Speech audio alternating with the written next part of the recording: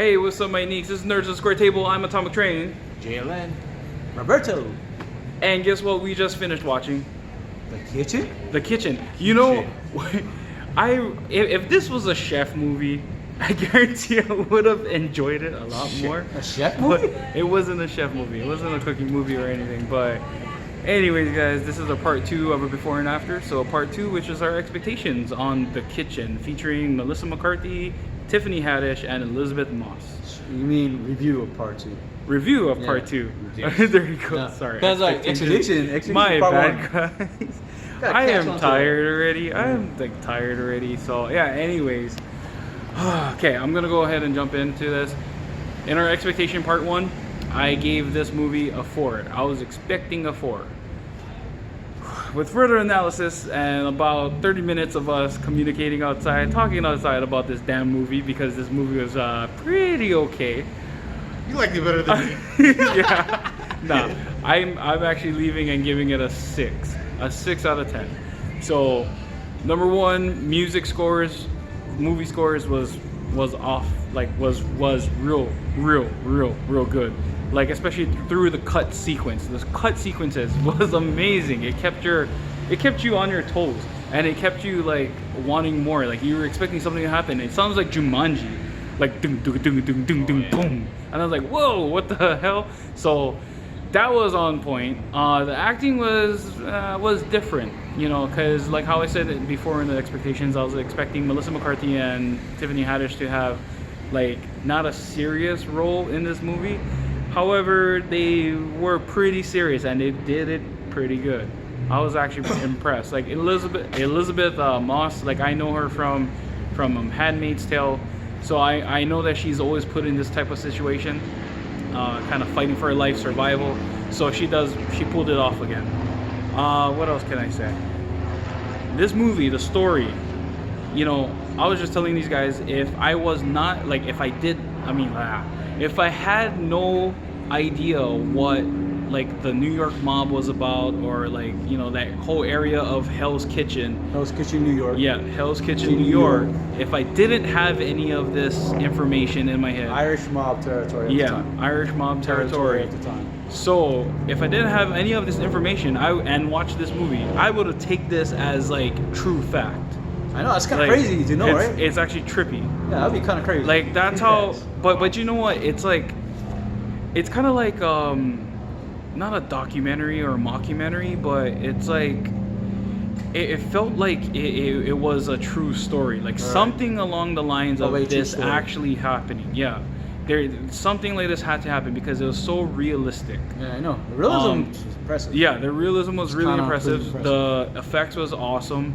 I'm pretty, like, I don't know, it's just kind of like I think I'm just blown away by the fact that I went in with a 4 and I came out with a 6. That's never happened before. I know, 2 points, I thought man. this was gonna 2 points. I was expecting this to be a shitty movie. 2 points. But yet here I am right now ranting about how pretty good it is. Yeah, so it's actually a pretty good movie. Would I go and watch it again? I might want to watch it with my mom guys, just because my mom guys like these type of movies, this kind of style of movies. It's a little bit slow paced. It's not like The Godfather or, you know, stuff like that. It's actually a well told movie. It's actually told pretty well, like in my opinion. Yeah, so I probably might watch it with my mom guys or whatnot. But that's all for my thoughts. I'll add on with whatever they're gonna say. JLN, up to you. Whoa, I'm getting fucking clapped right now. right in broad daylight. Anyway, What's your thoughts? I don't know. I'm all mixed up right now. Yeah, I don't know what to fucking think now. You can't really think about after like that's what I'm having trouble with. I can't think about anything with this movie. It's just it's basically like pet peeves. Like there's only pet peeves I can think about. But that's about it. I'm not saying it's not a bad movie.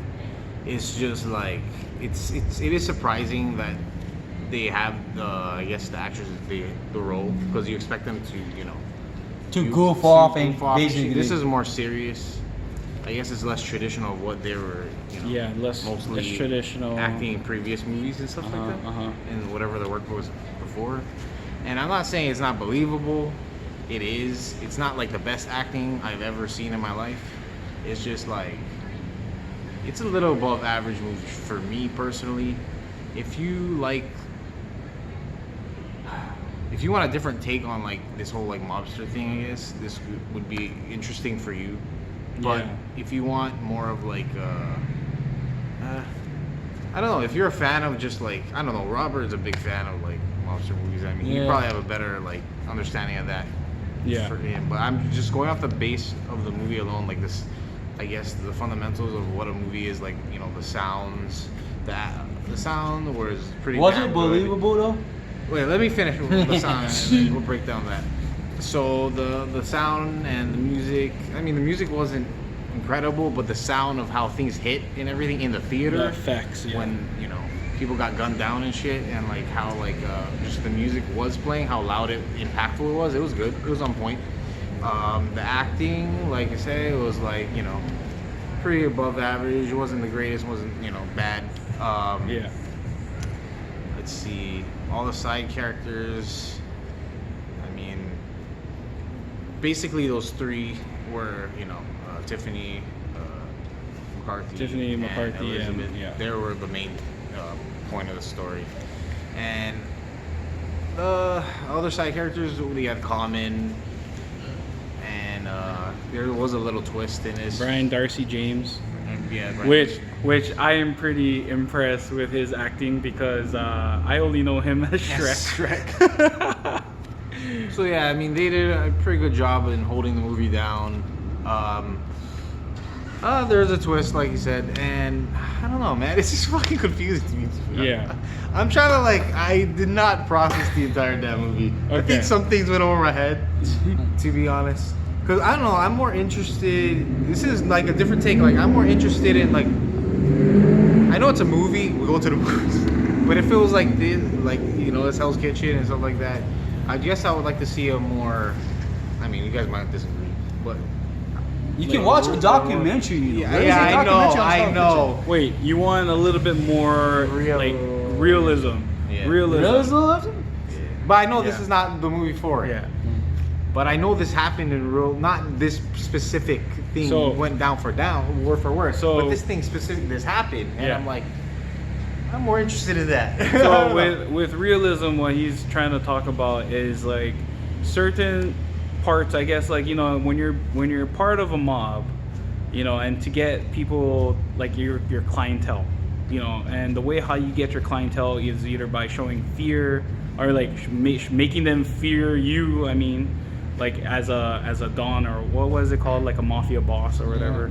Like crime boss or something. You make them fear you, you make them pay you, you know, you gotta keep up on your payments, or else you know, I'm gonna snap those legs. I think that's what you're trying to get at. Yeah, I mean, I guess I get that. I get I get that. So I'm just saying, like on screen, like I rather would have. This is not the movie for that, but I'm just saying. Yeah, I'll add on to what you said earlier. You said that this is untraditional. Yeah. This is an untraditional type of mobster movie. Yeah, it's not what you would normally see. Yeah, so I can see why you're having even I had a hard time processing this and really trying to get down and understand and get, like, I really dug myself into these characters, these individual characters, and just like you.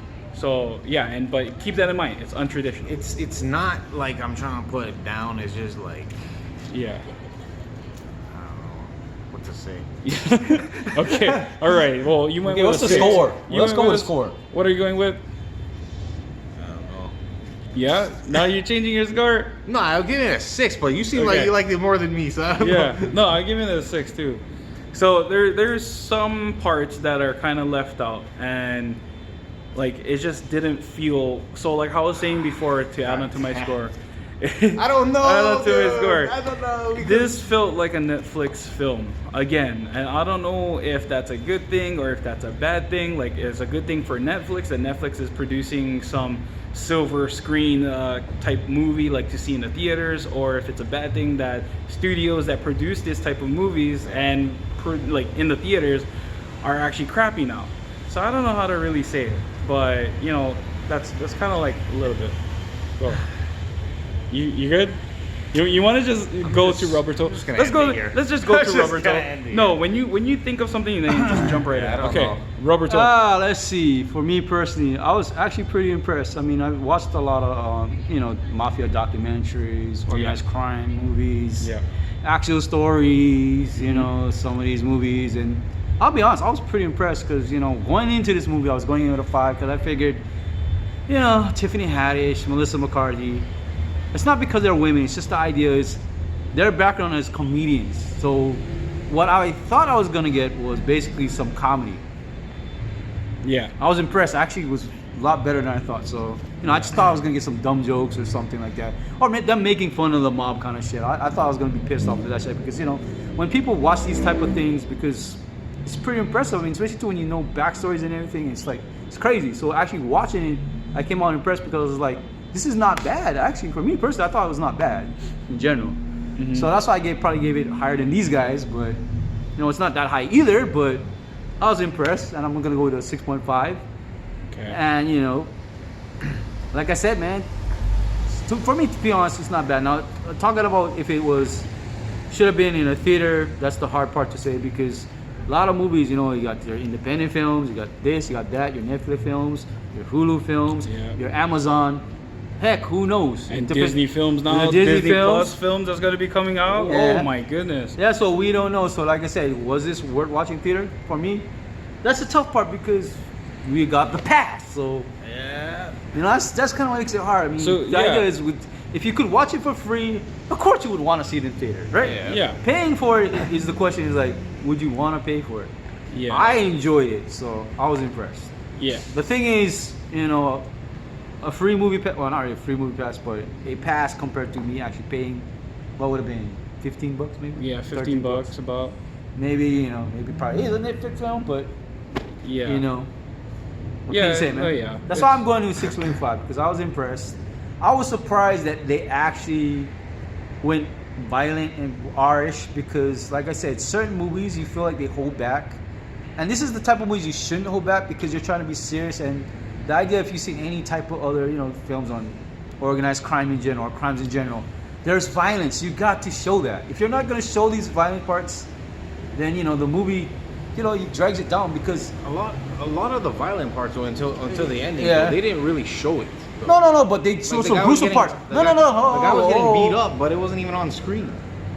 Yeah, but think about this. Hold up. Some of it wasn't on screen. You gotta understand something. Hey, blood splatter is pretty impressive. Pretty impressive. Actually, I'm not saying it was. I'm just saying like the violence you're talking about. Some of the gunshots. Squirt. Yeah, did you hear the blood squirt? Oh my god. That was impressive. That's why I said. That's why I gave this like for me, I went 6.5 because I was impressed with the violence and stuff. Because when you watch these two movies, you want to see some violence. If you're not gonna do the violence, like I said, it'll drop it because it's like. I didn't even.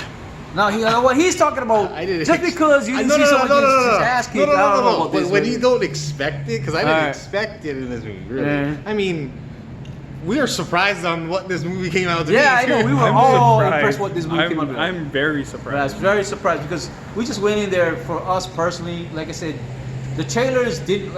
Okay, let's put it this way. The trailers didn't really show what this movie is gonna be about. You thought it was some generic shit. So I'm happy the trailers didn't give away a lot. Yeah. Because there's other movies I saw recently where I thought the trailers like Hobbs and Shaw gave away the whole fucking movie. So I wasn't impressed with it. I mean, I liked Hobbs and Shaw. Just the trailers gave away too much. Yeah, the trailer was a little bit more entertaining. This trailer was kind of like, okay, yeah, like it's another one of those. That's why if you listen and we watch part one, he got got totally lost of what this movie is supposed to be. Yeah, because I don't know. They try to make it a little bit funny. They try to show I don't know some stuff, and I'm not used to seeing Melissa McCarthy's character and trying to be Tiffany serious. Haddish. I've never seen them as trying to be serious. Like I can get like Tiffany Haddish. Because knowing her background and she has a mouth, and she just goes, and she stands up for what she believes in. She always has that, sass. that sass. So I can see her kind of pulling it off. But it's to do with the mob. Yeah. A black lady in the Italian Irish mob. Yeah.